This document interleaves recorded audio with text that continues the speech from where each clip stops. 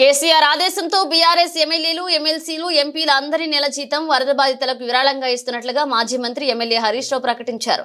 Siddipet municipal కౌన్సిలర్ల నెల జీతం కూడా వరద బాధితులకు విరాళంగా ఇస్తున్నట్లుగా హరీష్ రావు తెలిపారు. రాష్ట్రంలో అందరూ ముందుకు వచ్చి ఖమ్మం వరద బాధితులకు సహాయం చేయాలని హరీష్ రావు పిలుపునిచ్చారు. సిద్దిపేట పట్టణంలో అమర్నాథ్ అన్నదాన సేవా సమితి ఆధ్వర్యంలో ఏర్పాటు చేసిన ఉచిత మట్టి వినాయకుల పంపిణీ కార్యక్రమంలో పాల్గొని మట్టి వినాయకులను పంపిణీ చేశారు. సిద్దిపేట అమర్నాథ్ సేవా సమితికి జాతీయ స్థాయిలో గుర్తింపు వచ్చిందని తెలిపారు. ఆకర్షణ కన్నా ఆధ్యాత్మికత ముఖ్యమని మట్టి వినాయకులను పూజించి పర్యావరణం చెరువులను కాపాడాలని తెలిపారు. ఖమ్మంలో తాను వరద బాధితుల బాధలను చూశారని వాళ్లవి అన్ని నీటిలో కొట్టుకుపోయాయన్నారు. వాళ్లను చూస్తే తన కళ్లల్లో నీళ్లు వచ్చాయన్నారు. రేపు ఖమ్మంకు సిద్దిపేట నుంచి 6 లారీల్లో సరుకులను పంపుతున్నట్లుగా హరీష్ తెలిపారు. సిద్దిపేట అమర్నాథ్ అన్నదాన సేవా సమితి అనేది ఇవాళ దాని ఖ్యాతి, దాని సేవలు జాతీయ స్థాయిలో గుర్తింపు వచ్చినాయి. ఒక సిద్దిపేటకే పరిమితం కాలే, మన రాష్ట్రానికే పరిమితం కాలే, దేశం మొత్తం కూడా అమర్నాథ్ అన్నదాన సేవా సమితిని గుర్తుంచుకునేంత గొప్పగా మంచి సేవలు అందిస్తున్నందుకు మనస్ఫూర్తిగా నేను అభినందిస్తా ఉన్నాను. 13 మంచు కొండల్లో అమర్నాథ్ యాత్రకు వెళ్ళేటువంటి యాత్రికులకు అక్కడ మంచినీళ్లు దొరకడమే కష్టం, ఇంత ప్రసాదం దొరకడమే కష్టం. కానీ ఆ మంచు కొండల్లో సిద్దిపేట నుంచి వంట వాళ్ళను సామాన్ తీసుకుపోయి ఆ భక్తులందరికీ కడుపు నిండా వేడివేడిగా భోజనం పెట్టి ఒక దక్షిణ భారతదేశం వాళ్ళనే కాదు, ఉత్తర భారతదేశం వాళ్ళ చేత కూడా శభాష్ అనిపించుకున్నది మన అమర్నాథ్ అన్నదాన సేవా సమితి. దేవుడి కోసం, ఆ దేవుడిని కొలిచే భక్తుల కోసం సిద్దిపేట నుంచి మంచు కొండల్లో పోయి 13 సంవత్సరాలుగా సేవను అందించిందంటే నిజంగా ఆ ఘనత సిద్దిపేట ప్రజలకు దక్కింది, మా అమర్నాథ్ అన్నదాన సేవా సమితికి దక్కింది. అసలు దక్షిణ భారతదేశం నుంచి ఫస్ట్ లంగర్, మొదటి లంగర్ అక్కడ పెట్టింది. ఒకప్పుడు పర్మిట్లు కావాలంటే మనోళ్ళు అక్కడికి పోదురు, కానీ ఇప్పుడు రాష్ట్రం మొత్తం నుంచి పర్మిట్లు కావాలని సిద్దిపేటకు వస్తుంటారు. అంత గొప్పగా మనోళ్ళు పనిచేసింది. అది చాలా సంతోషం. అది హనుమాన్ భక్తులకు పెట్టే భోజనమైనా, కేదార్నాథ్లో పెట్టే భోజనాలైనా, అమర్నాథ్లో పెట్టే భోజనాలైనా, అసలు ఆధ్యాత్మిక కార్యక్రమాలకు, సేవా కార్యక్రమాలకు నిలయం మన సిద్దిపేట అని చెప్పుకోక తప్పదు. 13 ఏళ్లుగా అమర్నాథ్లో సేవ చేసినారు.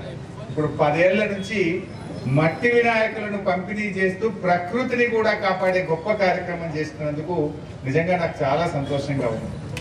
ఇవాళ చెరువులను కాపాడడం, పర్యావరణాన్ని కాపాడడం ప్రతి పౌరుడి బాధ్యత.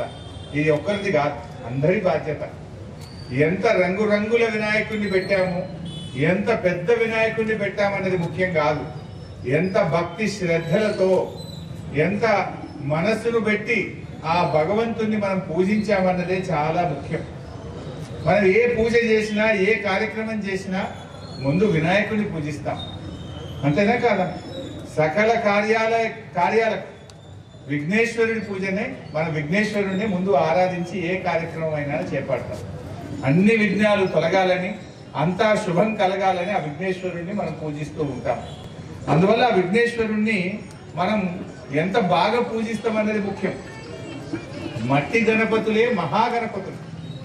మట్టి వినాయకులను పూజిద్దాం, పర్యావరణాన్ని ప్రేమిద్దాం, ప్రకృతిని కాపాడుకుందాం, మన చెరువులను మనం కాపాడుకుందాం అని చెప్పి నేను మీ అందరికి మనవి చేస్తాను.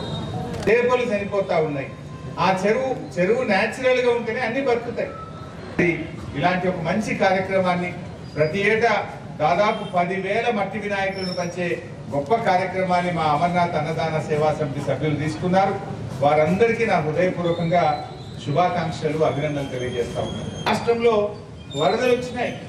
ఖమ్మం జిల్లా, మహబూబాబాద్ జిల్లా, సూర్యాపేట జిల్లాలో ప్రజలు చాలా కష్టాల్లో ఉన్నారు.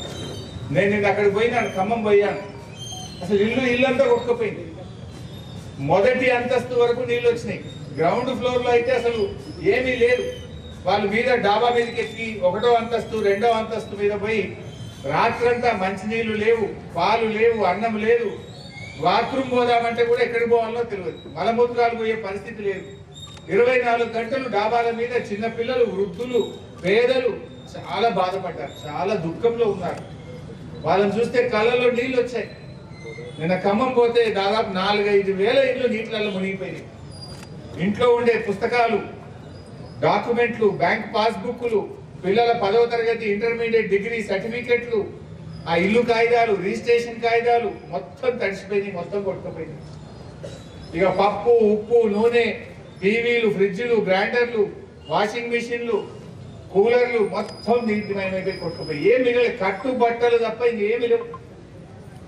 వాళ్ళ పెయి మీద ఉన్న బట్టలు తప్ప వాళ్ళ ఇంట్లో ఏమీ మిగలలేక అసలు పాపం వాళ్ళు ఎట్లా బతకాలని ఏడుస్తూ ఉంది. నిజంగా చాలా బాధ అయింది.